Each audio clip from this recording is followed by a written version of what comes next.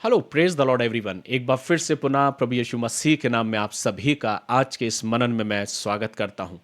प्रभु से प्रार्थना करता हूं कि प्रभु अपनी आत्मा हम में से हर एक को प्रदान करे कि आज जब इस वचन का हम मनन करते हैं तो प्रभु की आत्मा से इस वचन को हम समझने पाएं। आइए हम सीधे वचन में चलते हैं और प्रभु के वचन का मनन करने के लिए अपने मनों को, अपने हृदयों को खोलें कि प्रभु का आत्मा हमसे बातचीत करे। और आज प्रेरितों के काम की पुस्तक 13वें अध्याय की ओर हम अपने ध्यान को केंद्रित करने जा रहे हैं। मैं आशा करता हूं कि लगातार जब हम वचन का मनन कर रहे हैं तो हम सिर्फ मनन ही नहीं कर रहे मेरे प्रियो, हम लगातार प्रभु के वचन को पढ़ने वाले और खोलने वाले भी बनते जा रहे हैं। मेरे प्रियो, जब हम वचन को पढ़ते हैं तो हम इस बात को देखते हैं कि वास्तव में प्रभु हमसे और आपसे बातचीत करता है और इसके लिए ज़रूरी है कि हमें अपने वक्त को, अपने समय को निकालना अति आवश्यक है। मैं शुक्रगुजार हूँ, धन्यवाद देता हूँ अपने उन प्रिय लोगों का जो लगातार इस मनन के लिए तैयार रहते हैं, इंतज़ार करते हैं कि प्रभु का वचन उन तक पहुँचे और वे उस वचन के द्वारा आशीषित हों। सो आइए हम सीधे वचन में चलते हैं और अगर आप प्रभु के वचन को अपने साथ रखें तो आप ज़रूर मेरे साथ खोल सकते हैं और प्रभु के वचन का मनन करने के लिए मेरे साथ एकत्रित हो सकते हैं। आइए जैसे ही वचन में चलते हैं तो लिखा है कि 13वें अध्याय में बरनबास और शाऊल का भेजा जाना। यहां पर हम पाते हैं कि अंताकिया की कलीसिया में बहुत से भविष्यवक्ता और उपदेशक थे जिनमें से प्रभु के आत्मा ने सिर्फ बरनबास और पौलुस को नियुक्त किया। प्रभु का वचन कहता है उनसे कि जिस मकसद के लिए, जिस काम के लिए मैंने पौलुस और बरनबास को चुना है, उनको उस मकसद के लिए, उस कार्य के लिए भेजो। और जैसा कि आत्मा कहता है कि जब वे उपवास सहित प्रभु की उपासना कर रहे थे तो पवित्र आत्मा ने कहा, मेरे लिए बरनबास और शाऊल को उस काम के लिए अलग करो जिसके लिए मैंने उन्हें बुलाया है। प्रभु का आत्मा उन लोगों से बात कर रहा और कह रहा कि तुम इनको अलग करो और इनको भेजो जिस काम के लिए, जिस मकसद के लिए मैंने इनको बुलाया है। और तब प्रभु का आत्मा जैसा उनको गाइड करता है, निर्देश देता है, वे वैसा ही करते हैं। वे उनके लिए प्रार्थना करते हैं और लिखा तब उन्होंने उपवास और प्रार्थना करके उन पर हाथ रखकर उन्हें विदा किया। यहां से पौलुस और बरनबास की प्रथम मिशनरी यात्रा प्रारंभ होती है। यह मिशनरी यात्रा बहुत अद्भुत है मेरे प्रियो। जब आप इसे बहुत गौर से मनन करेंगे तो आप पाएंगे कि ये एक ऐसी अद्भुत मिशनरी यात्रा थी जो प्रारंभिक कलीसिया में प्रारंभ हुई। और पौलुस जो कि शाऊल था पहले, और जो प्रभु ने उसको दर्शन दिया कि हे शाऊल तू मुझे क्यों सताता है, और तब एक तीव्र रोशनी आई, शाऊल के जीवन में परिवर्तन हुआ। जो शाऊल पहले कलीसिया को सताने वाला था, जो पहले कलीसिया को प्रताड़ित करता था, वो शाऊल का हृदय परिवर्तन हुआ और अब वो कलीसिया का सताने वाला नहीं, लेकिन उन्हीं कलीसिया के बीच में जाके प्रभु के वचन को सुनाने वाला बन गया।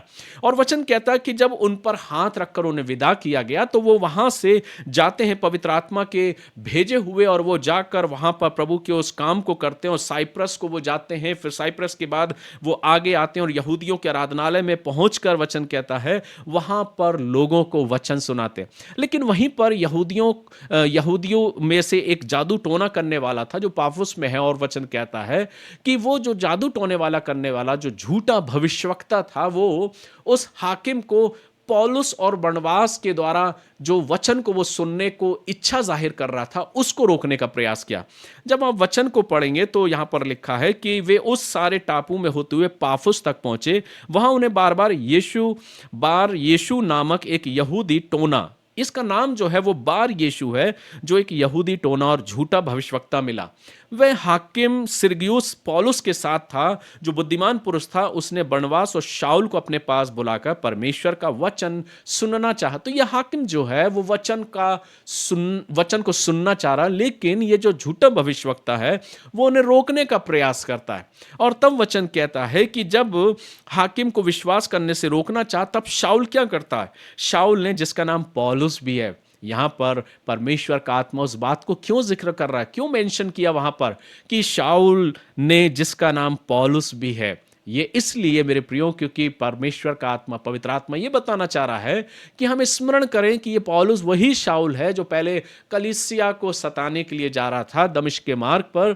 और जब तीव्र रोशनी हुई तो उसने प्रभु के दिव्य दर्शन को देखा और उसका हृदय परिवर्तन हुआ, उसका जीवन बदल गया। और जब उसने अपने जीवन में प्रभु की आवाज को सुना, अब वो सताने वाला नहीं पर प्रभु के लिए, प्रभु के वचन को सुनाने वाला बन गया। लिखा है कि पवित्र आत्मा से परिपूर्ण हो उसकी ओर टकटकी लगाकर देखा और कहा, अब ये जो शाऊल है, ये शाऊल अब वो शाऊल नहीं रहा, पर अब परमेश्वर की आत्मा से परिपूर्ण हो गया। वचन कहता है जैसे ही उसने उसकी ओर देखा, वो जादू टोने वाले की तरफ, और उसने कहा तू क्यों रोकना चाह रहा है इस हाकिम को कि वो विश्वास में कमजोर हो, या तू उसको क्यों नहीं उस वचन को सुनाने देना चाह रहा है। और तब उसने कहा हे सारे कपट और सब चतुराई से भरे हुए शैतान की संतान, क्योंकि चूंकि वो झूठा भविष्यवक्ता था, जादू टोना करने वाला, और उसके लिए कहा कि हे सब चतुराई से भरे हुए शैतान की संतान, सकल धर्म के बैरी, क्या तू प्रभु के सीधे मार्गों को टेढ़ा करना ना छोड़ेगा। शाऊल पहचान गया, जो पौलुस है वो पहचान गया, और परमेश्वर के आत्मा ने शाऊल को अगुवाई करी कि वो अपने उस वचन को प्रभु की आत्मा से भर के उसके सामने रखे।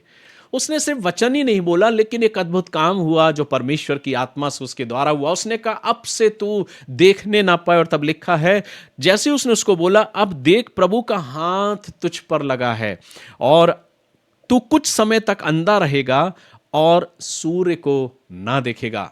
यहां पर पौलुस उसको एक ऐसी घोषणा करता है, एक ऐसे वचन को कहता है जो परमेश्वर की आत्मा से परिपूर्ण होकर उससे बोलता कि अब तू देखने ना पाएगा और सूर्य को ना देखेगा, कुछ समय तक तू देखने ना पाएगा।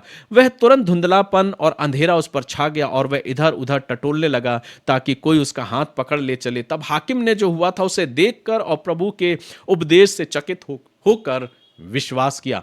ये जो जो कुछ घटा उस टोना करने वाले के साथ, इस बात को देखकर उस हाकिम ने इस बात को विश्वास किया कि ये जो लोग हैं ये कोई सामान्य लोग नहीं हैं, ये परमेश्वर के लोग हैं। परमेश्वर का आत्मा इनके जीवन पर बहुत अधिकाई से है।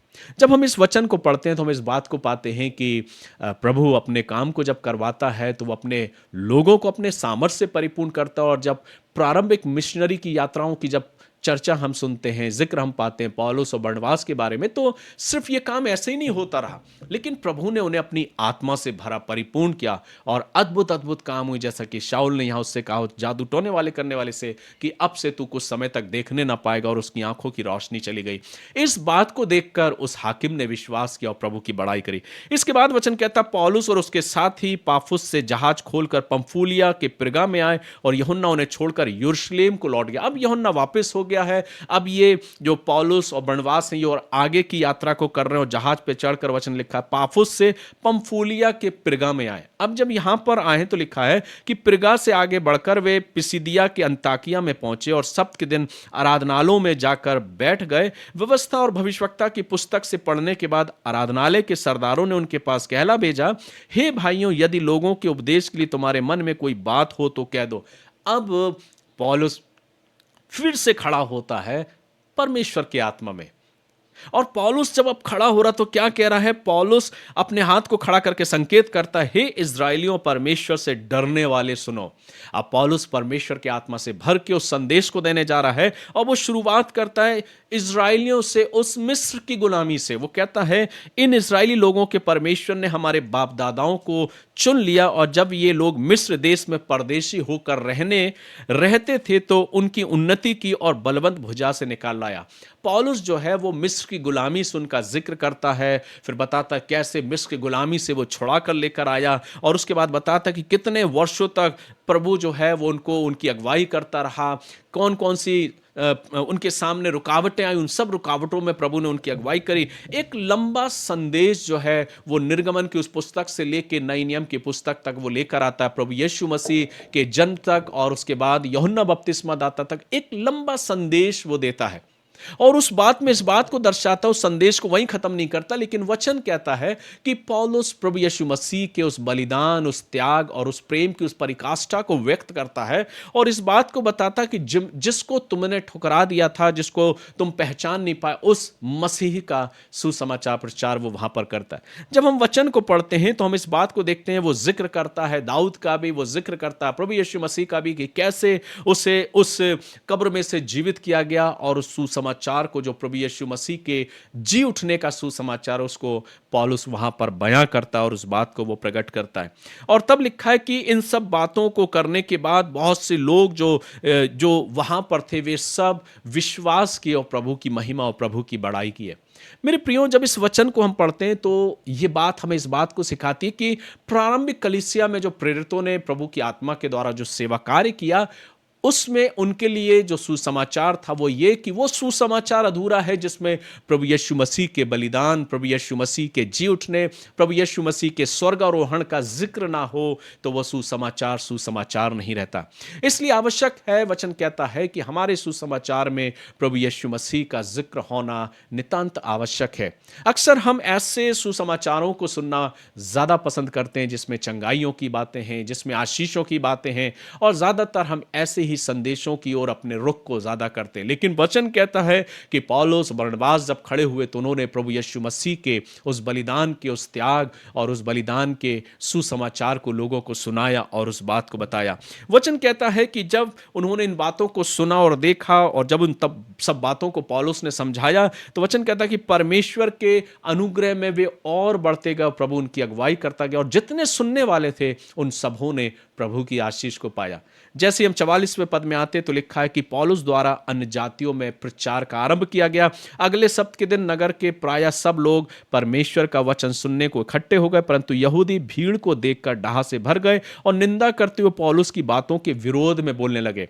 यहाँ पे कुछ लोग हैं जो विरोध भी कर रहे, लेकिन कहता है तब पौलुस और बरनबास ने निडर होकर कहा, अवश्य था कि परमेश्वर का वचन पहले तुम्हें सुनाया जाता, चूंकि तुम्हें सुनाया गया और तुमने उसे स्वीकार नहीं किया, इसलिए अब इन गैर यहूदी लोगों को वो वचन सुनाया जा रहा है। परंतु जब तुम उससे दूर हटाते हो तो और अपने मनों को अनंत जीवन के योग्य नहीं ठहराते, तो देखो हम अन्य जातियों की ओर फिरते हैं, क्योंकि प्रभु ने हमें यह आज्ञा दी है। पौलुस इस बात को व्यक्त कर रहा है कि आवश्यक तो यह था कि तुम्हें सुनाया जाता, तुम यहूदियों को, लेकिन तुमने उस जीवन दाता को अस्वीकार कर दिया, तुमने उसे क्रूस पर चढ़ा दिया, तुम उसे नहीं पहचाने। इसलिए अब प्रभु के आत्मा ने यह ठहराया कि अब हम गैर यहूदियों के बीच में उस सुसमाचार को सुनाए, और उन्होंने विश्वास भी किया। मेरे प्रियो, यह वचन मुझे इस बात को सिखाता है कि सुसमाचार सिर्फ और सिर्फ यहूदियों तक ही, मसीहों तक नहीं, लेकिन आज भी सुसमाचार संपूर्ण मानव जाति के लिए। स्वीकार करना और नहीं करना ये मेरे विचारों पर निर्भर करता है, लेकिन हमारे विचारों के आधार पर मानना नहीं मानना ये सिर्फ मेरे और आपके विचार हो सकते हैं। इससे हम अपने विचारों के आधार पर हम प्रभु के अस्तित्व को नजरअंदाज नहीं कर सकते। वो परमेश्वर है मेरे प्रियो, वो प्रभु है, वो महिमा युक्त परमेश्वर है, राजाओं का राजा, प्रभुओं का प्रभु है और बादलों पर फिर से आने वाला है। तो हम अपने विचारों के आधार पर उस प्रभु को नहीं बांध सकते जिसको प्रभु के लोगों ने, जो परमेश्वर की आत्मा से बढ़कर उन्होंने सेवा को करा, पौलुस और बरनबास और प्रेरितों ने, उन्होंने इस बात को बयां किया, सुनाया तो तुम्हें गया था पर तुमने सुना नहीं और उसको स्वीकार नहीं किया। तो अब बेशक है कि इन गैर यहूदियों में उस वचन को सुनाया जाए। जब हम वचन को आगे पढ़ते हैं तो लिखा है, प्रभु ने हमें आज्ञा दी है, मैंने तुम्हें अन्य जातियों के लिए ज्योति ठहराया है ताकि तुम पृथ्वी की छोर तक उद्धार का द्वार हो। ये बड़ी आज्ञा प्रभु ने जो शाऊल को, पौलुस को और बरनबास को दी, प्रभु के वचन के द्वारा वो उन बातों को व्यक्त करते हैं।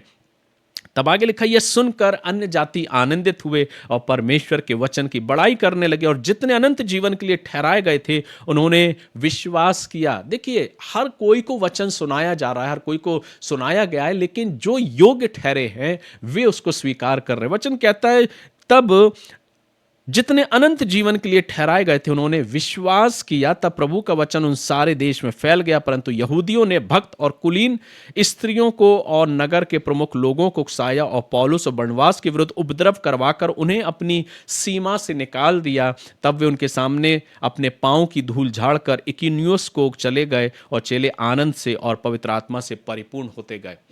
जब भी प्रभु का वचन फैलाया जाएगा मेरे प्रियो, रुकावटें और विरोध होना स्वाभाविक है, लेकिन वचन कहता है जिन्होंने उन रुकावटों में और विरोधों में होकर प्रभु के वचन को स्वीकार किया वे उस अनंत जीवन को पा गए। अनंत जीवन पाने के लिए हमें कोई बहुत बड़ा त्याग नहीं करना मेरे प्रियो। आज हर कोई उस अनंत जीवन को पाने के लिए, उस ईश्वर को पाने के लिए ना जाने क्या कुछ करना चाहते, लेकिन मैं धन्यवाद देता हूं प्रभु का और इस वचन का, जिसमें प्रभु ने मेरे और आपके लिए संपूर्ण बलिदान दिया है, संपूर्ण त्याग किया है। और अब मुझे कुछ और करने की जरूरत नहीं, करना है वो ये कि मुझे विश्वास करना है कि प्रभु यीशु ख्रीस्त मेरे लिए मारा गया, मेरे लिए गाड़ा गया और मेरे लिए जी उठा और फिर से वो बादलों पर आने वाला है, ताकि जहां मेरा प्रभु है वहां मैं भी रहूं। इन्हीं बात का, विश्वास का सुसमाचार पौलुस और बरनबास भी सुनाते रहे और उन अन्य जातियों ने, उन गैर यहूदियों ने उस सुसमाचार का विश्वास किया। आज हम भी उन्हीं श्रृंखला में आते हुए सुसमाचार पर विश्वास करते हैं और प्रभु का धन्यवाद करते हैं उन सेवकों के लिए, प्रभु के दासों के लिए, जिन्होंने दुनिया के छोर तक प्रभु के उस वचन को पहुंचाया और आज हम और आप प्रभु की निकटता में अपने जीवन को व्यतीत कर रहे हैं।